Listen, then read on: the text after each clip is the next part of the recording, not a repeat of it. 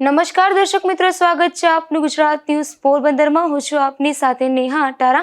સમાચારો વિસ્તારથી જોઈએ તે પહેલા નજર કરીએ આજની હેડલાઇન્સ પર। આ હેડલાઇન્સના પ્રાયોજક છે ઝેવર, સ્વર્ણ સ્પર્શ સંપૂર્ણતાનો।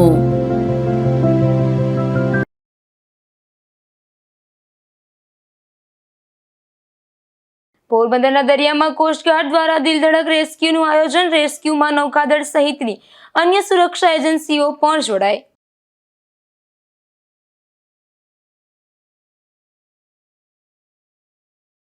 પોરબંદર મહાનગરપાલિકા દ્વારા ગૌશાળા મામલે જૂઠાણાના આક્ષેપ। પૂરતી સુવિધા ન હોવા છતાં મહાનગરપાલિકા દ્વારા પોતાની યશગાથા ગવાઈ।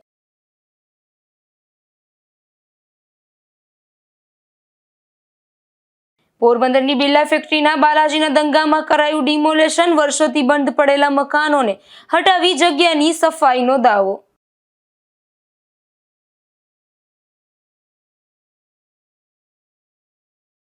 ગુજરાત ન્યૂઝ પોરબંદરની વધુ એક ખબરની અસર સામે આવી। કુતિયાણા પંથકમાં વિચિત્ર સાયબર ફ્રોડ મામલે તંત્ર આવ્યું હરકતમાં।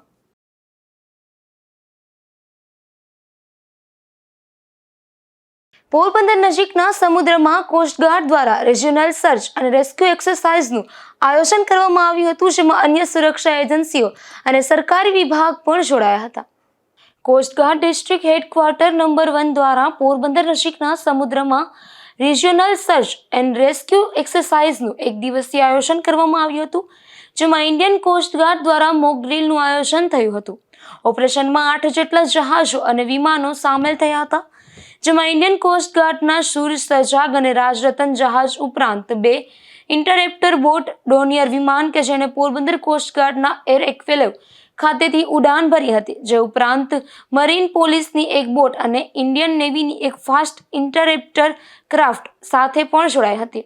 કોસ્ટગાર્ડે પોરબંદરના દરિયાકાંઠે પ્રાદેશિક શોધ અને બચાવ કવાયત સફળતાપૂર્વક હાથ ધરી હતી, જેનો ઉદ્દેશ્ય દરિયાઈ હિસ્સેદારોમાં સંકલન, પ્રતિભાવ ક્ષમતા અને ઓપરેશનલ તૈયારી વધારવાનો હતો। આ મોટા પાયે કવાયતમાં કોસ્ટગાર્ડ એકમોની સાથે ભારતીય નૌકાદળ, Gujarat maritime board, marine police અને મત્સ્યોદ્યોગ વિભાગ સહિતની મુખ્ય એજન્સીઓ પણ જોડાઈ હતી। भारतीय तटरक्षक हमारे Indian search and rescue region की national maritime search and rescue coordinating authority है। उस अथॉरिटी के चलते और उस अपनी जिम्मेदारियों के तहत हम लोग हर 6 महीने में एक regional search and rescue exercise conduct करते हैं। ये भारतीय तटरक्षक के हर रीजन में हर 6 महीने में ये एक्सरसाइज होती है और इस एक्सरसाइज का मेन मकसद हमारी और हमारे जितने भी स्टेक होल्डर्स हैं सर्च एंड रेस्क्यू में, उनकी कैपेबिलिटी असेसमेंट और कैपेसिटी ऑगमेंटेशन के बारे में एक स्वयंभू ऑडिट करना होता है। हम जानते हैं कि और इन एक्सरसाइज के माध्यम से हम कैसे अपनी सर्च एंड रेस्क्यू कैपेबिलिटी को और से और अच्छा कर सकें, हम और ज़्यादा रिस्पॉन्सिव बन सकें, हम और ज़्यादा अगर हमको कोई ऐसी कमियां नज़र आ रही हैं हम उनको दूर कर सकें, ताकि जब भी एक्चुअल में search and rescue coast guard को और जो हमारी रिसोर्स एजेंसीज हैं उनको करना पड़े, हम जल्दी से जल्दी रिस्पॉन्स करके उसको कर सकें। क्योंकि जैसा आपको पता है coast guard we deal with real life at sea. उसी के तत्वाधान में आज आपने सी में regional search and rescue exercise देखी, कैसे हमने एक एयरक्राफ्ट क्रैश को सिमुलेट किया और उस एयरक्राफ्ट क्रैश को सिमुलेट करने के बाद कैसे हमारी एजेंसीज ने, सर्च एंड रेस्क्यू यूनिट्स ने, जिसमें मरीन पुलिस ने, भारतीय नौसेना ने और कस्टम्स ने, मरीन पुलिस ने, सबने पार्टिसिपेट किया और अपने एसेट्स को द्वारा उस प्रोसेस को ऑगमेंट किया। और इसका सिर्फ एक ही मकसद है कि हम अपने जो हमारा कैपेसिटी और कैपेबिलिटी असेसमेंट है वो इतना दुरुस्त कर सकें कि जब भी ऐसी चीज़ की रियल टाइम आवश्यकता पड़े तो हम लोग उसको उतने ही जोश से और उतने ही जल्दी से उस इमरजेंसीज को के लिए रिएक्ट कर सकें। Thank you. जय हिंद। આ કવાયતમાં સમુદ્રમાં ક્રેશ થયેલ વિમાનને લગતા માસ સર્ચ અને બચાવ દ્રશ્યનું અનુકરણ કરવામાં આવ્યું હતું. એ સિવાય પણ વિવિધ રેસ્ક્યુ ઓપરેશનનું ડેમોન્સ્ટ્રેશન કરવામાં આવ્યું હતું, જેમાં 300થી વધુ જવાનો જોડાયા હતા. નિપુલ પોપટ સાથે અશોક થાનકી, ગુજરાત ન્યૂઝ, પોરબંદર. પોરબંદર મહાનગરપાલિકા દ્વારા વધુ એક વખત પોતાના ખોટા ગુણગાન ગાયા હોવાના આક્ષેપ થયા છે, જેમાં ઓડદર ખાતે આવેલી ગૌશાળામાં પૂરતી સુવિધા ન હોવા છતાં મહાનગરપાલિકાનું તંત્ર આ મામલે પોતાની યશગાથા ગાઈ રહ્યું છે. પોરબંદર નજીકના ઓડદર ગામે મહાનગરપાલિકા સંચાલિત ગૌશાળામાં પૂરતી સુવિધા હોવાની પ્રેસ નોટ રિલીઝ કરવામાં આવી છે, જેમાં ગૌશાળા ખાતે પૂરતી સુવિધા ઉપલબ્ધ હોવાના અને ગૌવંશની યોગ્ય સાર સંભાળ લેવાતી હોવાના દાવાઓ કરાયા છે. ખાસ કરીને આ ગૌશાળામાં 900 જેટલા ગૌવંશનું પાલન કરતું હોવાની જાહેરાત થઈ છે. જો કે આ અંગે કોઈ રજિસ્ટર મેન્ટેન કરવામાં આવી નથી, ત્યારે આંકડા પર શંકા ઉપજાવે છે. તો આ ગૌશાળામાં 700 મણ ઘાસચારો આપવાનું જાહેર થયું છે. જો કે આટલો ઘાસચારો ગૌધનને ન મળતો હોવાના આક્ષેપ થયા છે. ખાસ કરીને આરટીઆઈમાં અહીં સેવા આપતા ડોક્ટરની ડિગ્રી જાહેર કરાઈ નથી, તે વાતને લઈને પણ અનેક સવાલો ઉઠી રહ્યા છે. અહીં વસવાટ કરતા ગૌધન માટે 12 જેટલા પાણીના વેડા ઉપલબ્ધ હોવાનો પણ દાવો કરાયો છે, જેને લઈને પણ પશુ પ્રેમીઓ સવાલો ઉઠાવી રહ્યા છે. અને ગૌધન માટે યોગ્ય શેડની પણ વ્યવસ્થા ન હોવાથી પશુધનને રહેવામાં પણ મુશ્કેલી પડી રહી છે. આટલી અસુવિધા હોવા છતાં મહાનગરપાલિકા તંત્ર દ્વારા ખોટી પ્રેસ નોટો જાહેર કરાઈ છે, ત્યારે એનિમલ વેલફેર બોર્ડની નોટિસને પગલે આવા જૂઠાણાઓ ફેલાવતા હોવાના આક્ષેપ થયા છે. નિપુલ પોપટ સાથે અશોક થાનકી, ગુજરાત ન્યૂઝ, પોરબંદર. પોરબંદરના બિરલા ફેક્ટરીના બાલાજીના દંગા વિસ્તારમાં વર્ષોથી બંધ પડેલ મકાનો પર ડિમોલેશન હાથ ધરવામાં આવ્યું છે, ત્યારે આ કામગીરી વર્ષોથી બંધ પડેલા મકાનોને હટાવી જગ્યાની સફાઈ માટે કરાઈ હોવાનું જણાવ્યું હતું. પોરબંદર શહેરમાં વીરભનુની ખાંભી નજીક સૌરાષ્ટ્ર કેમિકલ ફેક્ટરી એટલે કે બિરલા ફેક્ટરી આવેલી છે. આ ફેક્ટરીમાં કામ કરતા કામદારો માટે ફેક્ટરીની સામે જગ્યા આપવામાં આવી હતી, ત્યારે આ જગ્યા હાલ બાલાજીના દંગા તરીકે ઓળખાય છે. આ વિસ્તારમાં વર્ષોથી અનેક પરિવારો વસવાટ કરે છે, પરંતુ કોઈ કારણોસર અચાનક ફેક્ટરીના અધિકારીઓ દ્વારા આ વિસ્તારમાં બંધ પડેલ મકાનોનું એકાએક ડિમોલેશન હાથ ધરવામાં આવ્યું હતું. છેલ્લા 2 દિવસથી આ વિસ્તારમાં રહેલ પડતર મકાનોનું ડિમોલેશન શરૂ કરવામાં આવતા સ્થાનિકોમાં રોષ જોવા મળી રહ્યો છે. હાલ ફેક્ટરી દ્વારા અંદાજે 30 જેટલા પડતર મકાનોનું જેસીબી મશીન તેમજ મજૂરીની ટીમ દ્વારા ડિમોલેશન હાથ ધરવામાં આવ્યું હતું. આ મામલે અધિકારીઓએ જૂના બંધ પડેલા પડતર મકાનો દૂર કરી અને સાફ સફાઈ માટે આ કામગીરી કરાઈ હોવાનું જણાવ્યું હતું. નિપુલ પોપટ સાથે અશોક થાનકી, ગુજરાત ન્યૂઝ, પોરબંદર. પોરબંદરની બિરલા ફેક્ટરી સામે આવેલ દંગા વિસ્તારમાં પાયાની સુવિધાનો અભાવ જોવા મળી રહ્યો છે. આ વિસ્તારમાં શૌચાલય તેમજ સફાઈનો અભાવ જોવા મળી રહ્યો છે, જેથી સ્થાનિકોને ભારે મુશ્કેલી વેઠવી પડી રહી છે. પોરબંદર શહેરની બિરલા ફેક્ટરીમાં કામ કરતા કામદારો માટે ફેક્ટરી દ્વારા ફેક્ટરી સામે જગ્યા ફાળવવામાં આવી છે.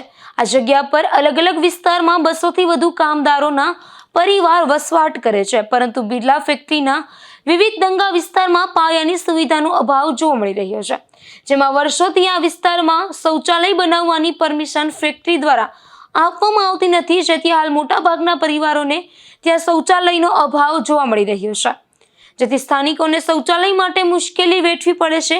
તો આ વિસ્તારમાં સફાઈની સુવિધાનો અભાવ જોવા મળી રહ્યો છે, જેથી રહેણાંક વિસ્તારોમાં ખુલ્લી ગટરો જોવા મળી રહી છે. ત્યારે આ વિસ્તારમાં પાયાની સુવિધા ઉપલબ્ધ કરવા અગાઉ સ્થાનિકો દ્વારા અનેકવાર રજૂઆત પણ કરવામાં આવી હતી, તેમ છતાં કોઈ કાર્યવાહી કરવામાં આવી નથી. નિપુલ પોપટ સાથે અશોક થાનકી, ગુજરાત ન્યૂઝ, પોરબંદર. ગુજરાત ન્યૂઝ પોરબંદરની વધુ એક ખબરની અસર સામે આવી છે, જેમાં કુતિયાણામાં વિચિત્ર સાયબર ફ્રોડનો મામલો સામે આવ્યો હતો. જે મામલે ગુજરાત ન્યૂઝમાં સમાચારો પ્રસારિત થયા બાદ સામાજિક આગેવાનો પણ આગળ વધ્યા છે અને કાર્યવાહીની માંગ કરી રહ્યા છે.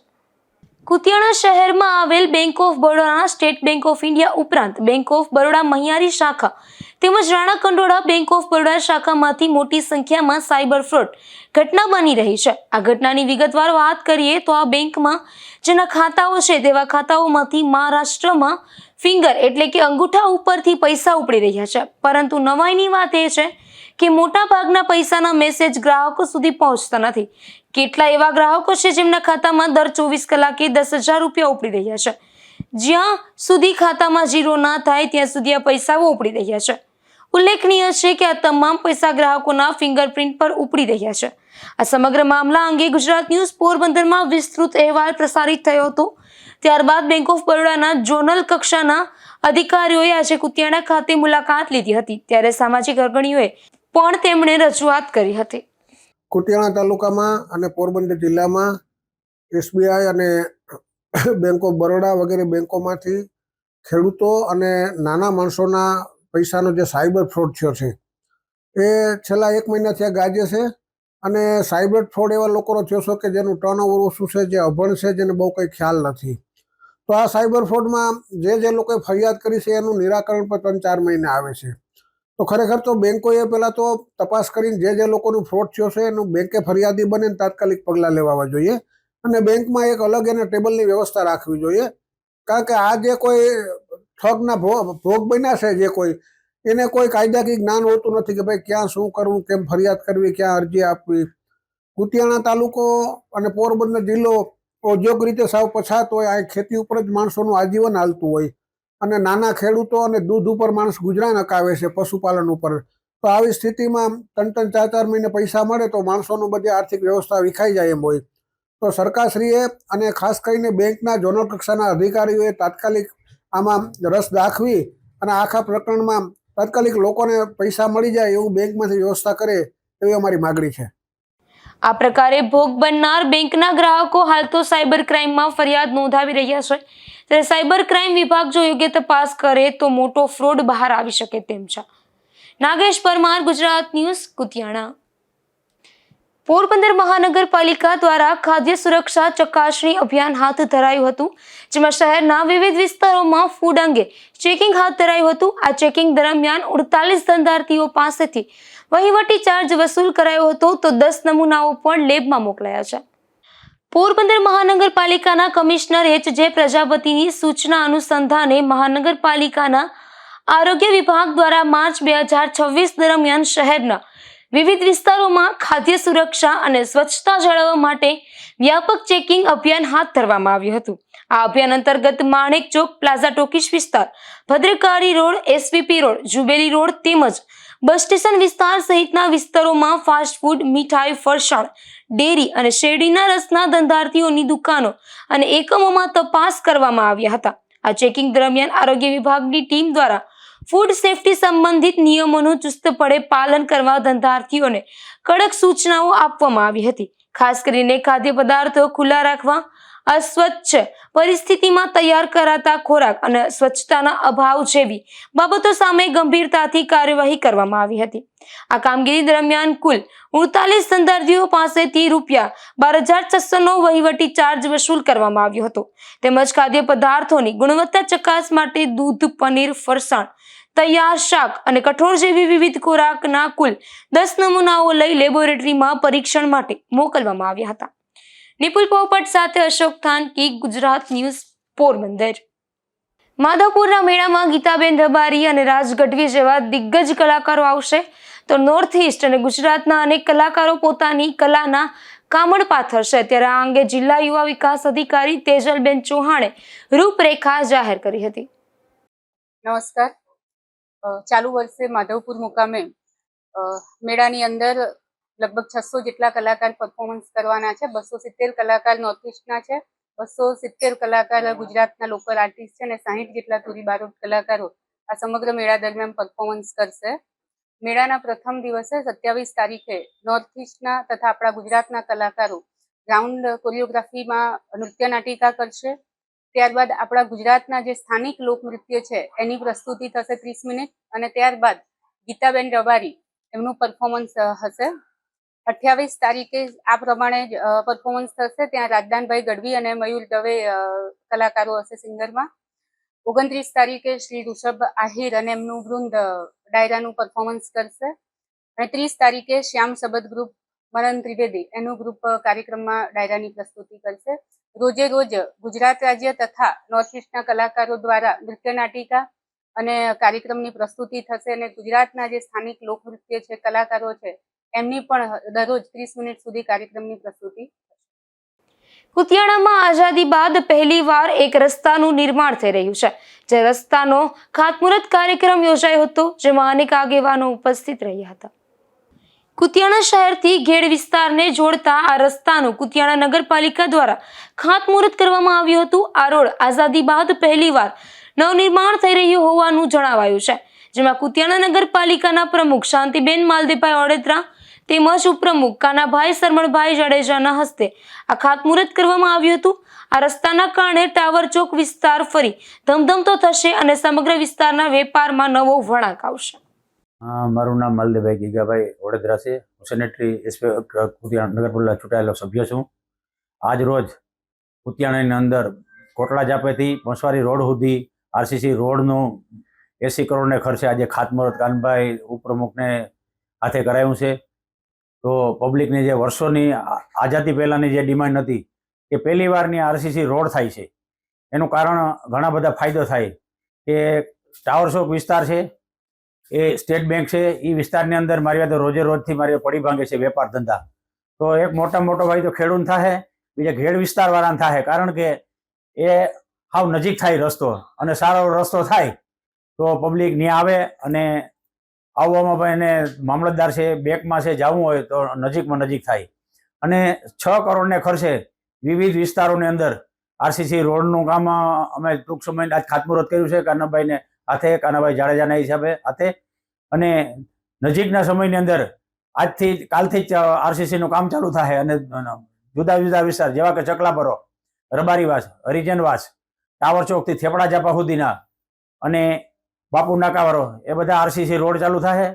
આગળ ગટરનું કામ પણ ખાતમુહૂર્ત આજથી 2-3 મહિના પહેલા આરસીએમ અને ધારાસભ્ય કાંદલભાઈના હાથે કરવામાં આવ્યું છે. એનું પણ કાલથી જ કામ ચાલુ થાય.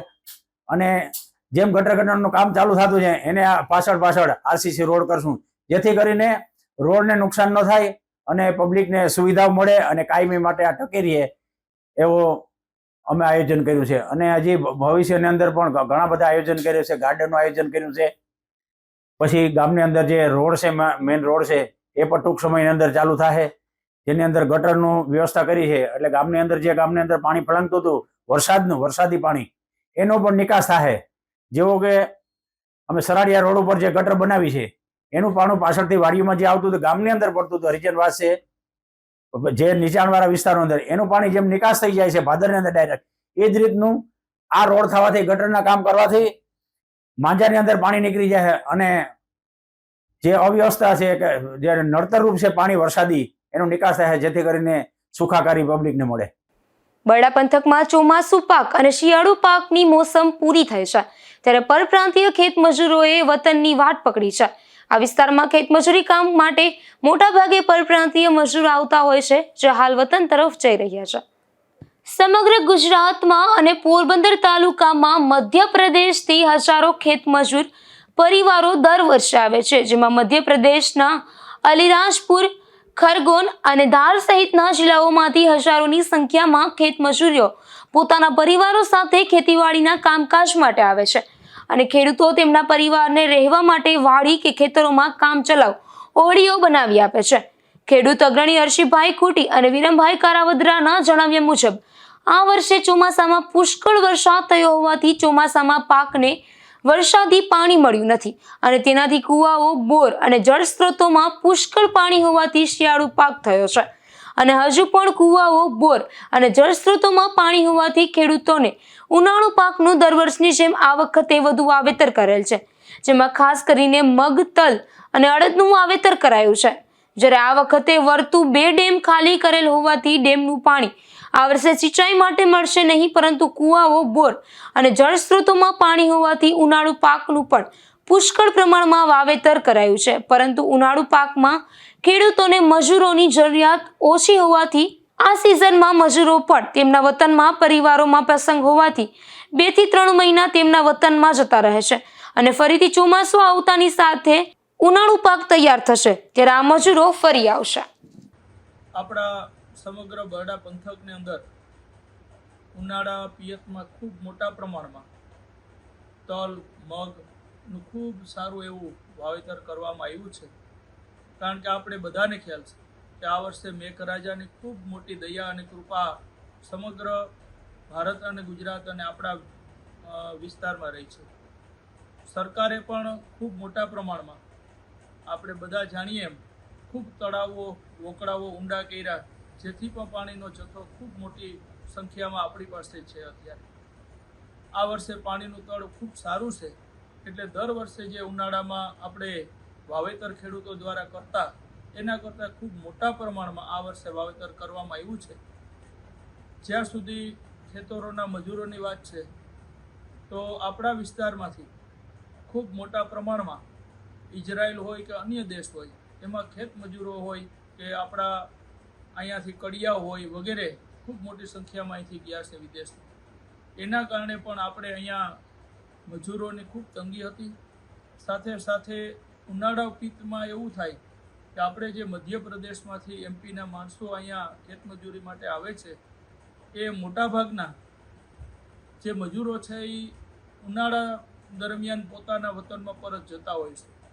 એટલે આ વર્ષે એના હિસાબે પણ બંને જે જવાનું થયું, આપણા સ્થાનિકો વિદેશમાં ગયા અને મધ્યપ્રદેશના જે આવે ભાઈઓ એ પણ એના વતનમાં ગયા. એનાથી ખેડૂતોની પાકની અંદર મજૂરોની સમસ્યા છે જ. પણ હું અગાઉ હમણાં કીધું એમ આ વર્ષે આપણે મેઘરાજાની ખૂબ મહેરબાની રહી અને પાણી છે એટલે આપણે વાવેતર કર્યું છે.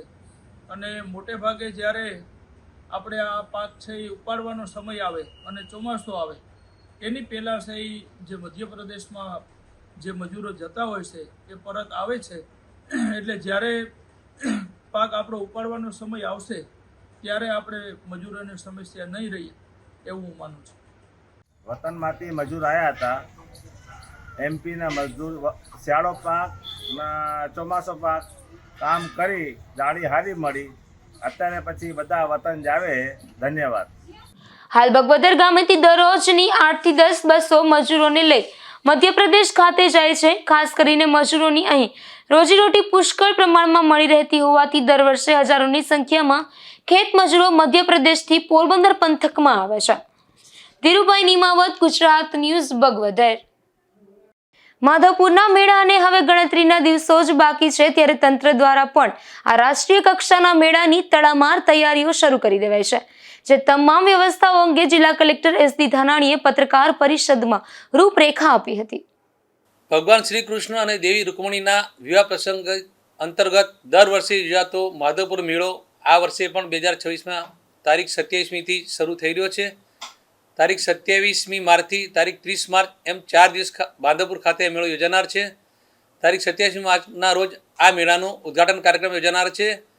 ઉદ્ઘાટન કાર્યક્રમમાં આદરણીય ગવર્નર શ્રી, માનનીય મુખ્યમંત્રી શ્રી, માનનીય નાયબ મુખ્યમંત્રી શ્રી, અન્ય મંત્રીશ્રીઓ ઉપરાંત નોર્થ ઇસ્ટના ગવર્નર શ્રી અથવા મુખ્યમંત્રી શ્રી, ભારત સરકારના મંત્રીશ્રી આમંત્રણ અપાયું છે.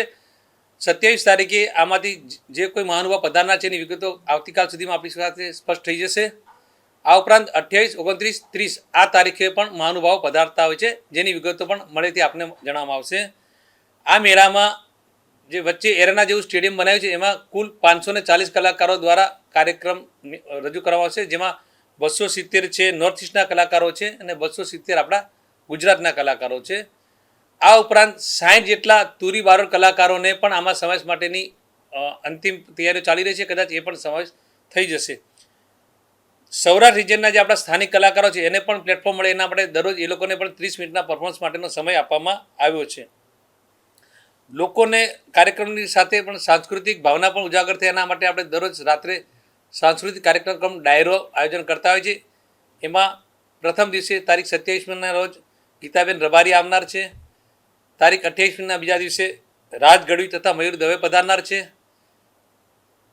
29ના ત્રીજા દિવસે શ્રી ઋષભ આહિરનો કાર્યક્રમ છે અને 30મી તારીખે ચોથા દિવસે શ્યામલ સબદ ગ્રુપ દ્વારા કાર્યક્રમ યોજાનાર છે. તો હું આપણા જિલ્લાની તથા આસપાસ વિસ્તાર તમામ લોકોને અપીલ કરું છું કે તારીખ 27થી તારીખ 30 દરમિયાન આ મેળામાં આપ ભાગ લો અને આપની શ્રદ્ધા, ભક્તિ અને જે મેળાની મજા માણવાની આપની ભાવના છે એનો આપ લાભ લો.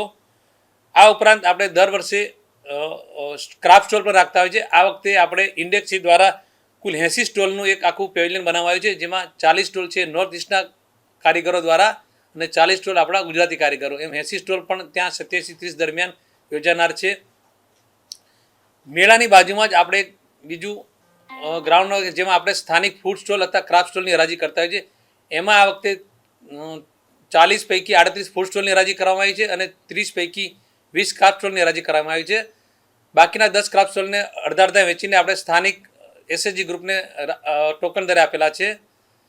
આ વખતે મેળામાં હરાજીમાં કુલ આપણને 75 લાખથી વધારે રકમ પ્રાપ્ત થઈ છે, જે ગયા વર્ષ કરતાં 14 લાખ જેટલી વધારે છે અને એ ખૂબ સારો પ્રતિસાદ મળ્યો છે. આ મેળામાં લોકો આવે છે એમના માટે પીવાના પાણીની વ્યવસ્થા, પાર્કિંગની વ્યવસ્થા, ચાલવા માટેની યોગ્ય વ્યવસ્થા, આ ઉપરાંત કોઈ બનાવ ન બને પણ બને તો એના માટે મેડિકલ ફેસિલિટીની પણ વ્યવસ્થા રાખી છે. પોલીસ દ્વારા પણ કંટ્રોલ રૂમ રાખવામાં આવ્યો છે. જિલ્લા વહીવટીતંત્ર દ્વારા પણ એક અલગથી કંટ્રોલ રૂમ રાખવામાં આવે છે, જેથી કરીને લોકોને સહાય મળતી રહે. આ મેળાનું કવરેજ કરનાર માટે સ્થાનિક મીડિયા ઉપરાંત ગુજરાતના તથા રાષ્ટ્રીય પણ મીડિયા જેવા પ્રધાનના તેના માટે પણ મીડિયા વિભાગ દ્વારા જરૂરી કાર્યવાહી થઈ રહી છે. લોકોને હું અપીલ કરું છું કે મેળામાં ખૂબ આપણે શાંતિથી ફરીએ, બિનજરૂરી અફવાથી દૂર રહીએ અને તંત્ર દ્વારા જે કંઈ આયોજન થયું છે એમાં સહકાર આપીએ. ખોટી ભાગદોડ કે બીજી ન કરીએ. અગાઉ ક્યારેય પણ બની નથી, આ વખતે આપણે એવું રાખીએ. 30મી તારીખે ભગવાનના લગ્ન પ્રસંગે થોડી વધારે ભીડ રહેતી હોય છે, ત્યારે પણ અમે લોકો વધારે ઉત્સાહપૂર્વક ભાગ લેવા માટે આયોજન કરી રહ્યા છીએ અને પોલીસ વિભાગ તરફથી અમારું ધ્યાન દોરવામાં આવ્યું છે. તો એના માટે અમે પણ કદાચ 30મી તારીખે વધારે ભીડ હોય ત્યારે બ્રિજ પર પણ થોડું કદાચ રેલિંગ જેવું કરવું પડે, તો એના માટે પણ વિચારણા અમે કરી રહ્યા છીએ. ગત વર્ષે આપણે ખૂબ મોટા પાયે લગભગ 1600 જેટલા કલાકારો અને સ્ટોલ રાખ્યા હતા. ખૂબ સારો પ્રતિસાદ મળ્યો હતો, પણ એમાં જગ્યા ખૂબ રોકાઈ જાય છે વધારે અને કદાચ ફરતી જગ્યા આપણને ઓછી મળે છે સ્ટેડિયમમાં, અને સાથે સાથે ક્રાફ્ટ સ્ટોરમાં પણ થોડી ગીર્દી થતી હોય છે. આ વખતે ફરી એક અલગથી પ્રયોગ આપણે કરી રહ્યા છીએ. જો એમાં વધારે સફળતા મળે તો આ રીતે ચાલુ રાખીશું. પણ મુખ્ય કારણ છે કે પ્રજાની સલામતી અને સુરક્ષા એ આપણી પ્રાથમિક જવાબદારી છે, એ પણ જોવું રહેશે. અને જો એવું લાગે કે ના લોકોને હજે વધારે ક્રાફ્ટ સ્ટોલની જરૂર પડે તો કદાચ આવતી સાલ અમારે વધારે ખાનગી જગ્યા પણ કદાચ કવર કરવી, જેથી કરીને ભીડ ન થાય અને પાર્કિંગ થોડું વધારે અમારે દૂર લઈ જવું પડે. એટલે ગયા વખતે ટ્રાફિકના પ્રશ્નો અમારી સામે આવ્યા, એટલે આ વખતે આપણે પ્રથમથી જ જાહેરનામું બહાર પાડીને મેળાના દિવસો દરમિયાન જે ભારે વાહનો છે જે આપણા પોરબંદરથી માધવપુર થઈને આગળ જતા હોય છે તેને હવે રૂટ બદલીને મોચાથી આપણે આગળ નહીં જવા દઈએ અને મોચાથી એ લોકોને કડછના રસ્તે જઈ અને જુનાગઢ જિલ્લામાંથી પાછા બહાર નીકળશે એ રીતે રાખ્યું છે, જેથી એ મોટો પ્રશ્ન હટી જશે. સાથે સાથે મેળાના જે પાર્કિંગ સ્થળ છે ત્યાં આપણે એન્ટ્રી છે, પ્રથમ જ એન્ટ્રી ત્યાંથી આવી જાય અને એક્ઝિટ પછી હોય એટલે એકબીજાને ક્રોસ ન થાય. આ ઉપરાંત પાર્કિંગ પછી મેળા વાહનો મૂકીને જે લોકો બહાર નીકળે છે એના માટે પણ બીજા 2 સ્ટોપ રાખ્યા છે, જેથી લોકો સરળતાથી બહાર નીકળી શકે. એટલે આ વખતે એક્ઝિટ અને એન્ટ્રી બંને ક્લેશ ન થાય એ રીતે વ્યવસ્થા કરી છે, એટલે ટ્રાફિક નહીં થાય. અને છતાં આમ ટ્રાફિકનો કોઈ પ્રશ્ન થાય તો વધારે પોલીસ બંદોબસ્ત રાખવામાં આવે છે, એ પણ લોકો મદદરૂપ કરશે. મારી લાગણી એવી છે કે તમે લોકો મેળાના જે પાર્કિંગના આયોજન છે એમાં પણ સહકાર આપે.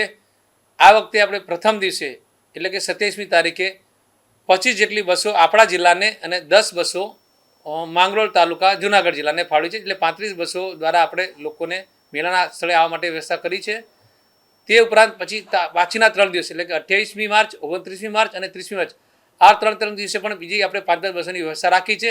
આ ઉપરાંત લોકો પોતાની રીતે વાહનો લઈને મેળામાં જઈ શકે છે. જે લોકો મેળામાં જતા હશે એમને મોચાથી આગળ વાહનો લઈ જવાની છૂટ મળશે અને પાર્કિંગ સ્થળ સુધી પોતાના વાહનો લઈ જઈ શકશે.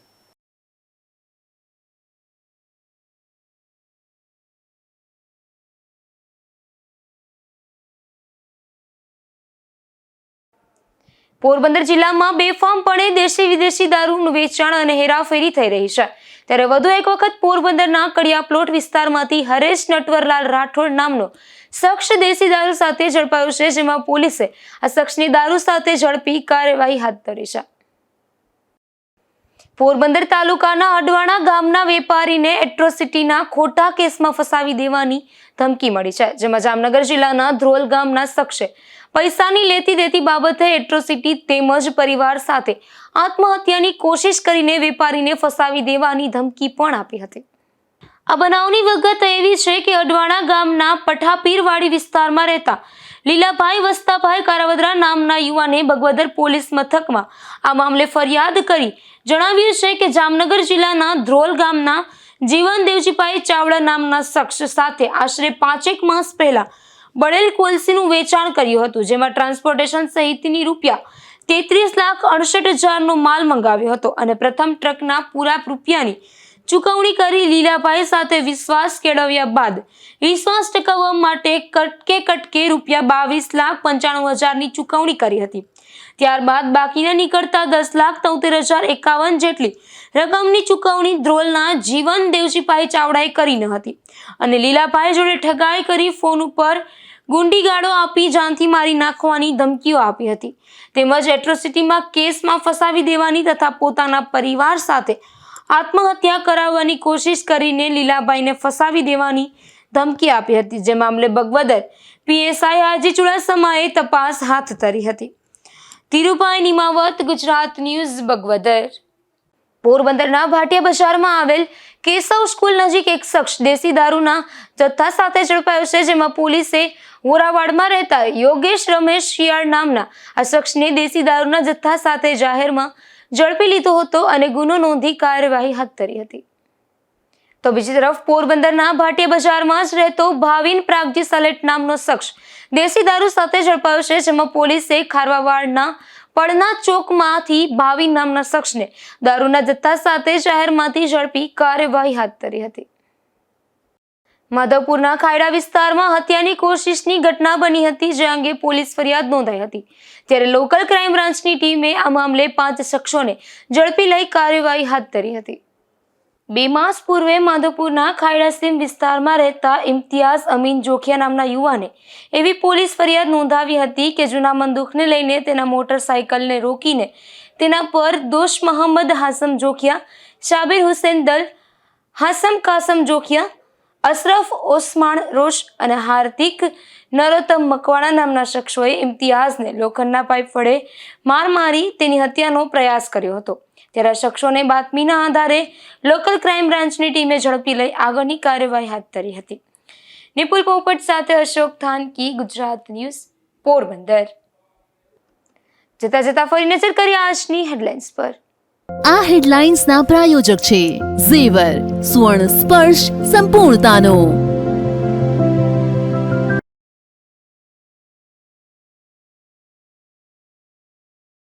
પોરબંદરના દરિયામાં કોસ્ટગાર્ડ દ્વારા દિલધડક રેસ્ક્યુનું આયોજન. રેસ્ક્યુમાં નૌકાદળ સહિતની અન્ય સુરક્ષા એજન્સીઓ પણ જોડાઈ.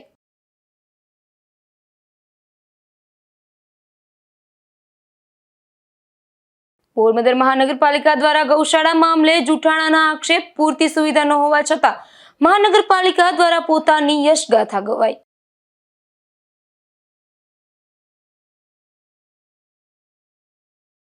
પોરબંદરની બિરલા ફેક્ટરીના બાલાજીના દંગામાં કરાયું ડિમોલેશન. વર્ષોથી બંધ પડેલા મકાનોને હટાવી જગ્યાની સફાઈનો દાવો.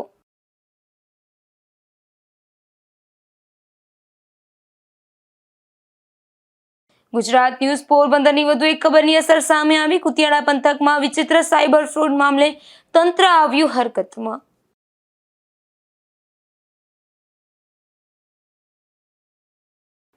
ફરી મળીશું આવતીકાલે આજ સમયે ગુજરાત ન્યૂઝ પોરબંદરમાં નવા સમાચારો સાથે. ત્યાં સુધી રજા આપશો. નમસ્કાર.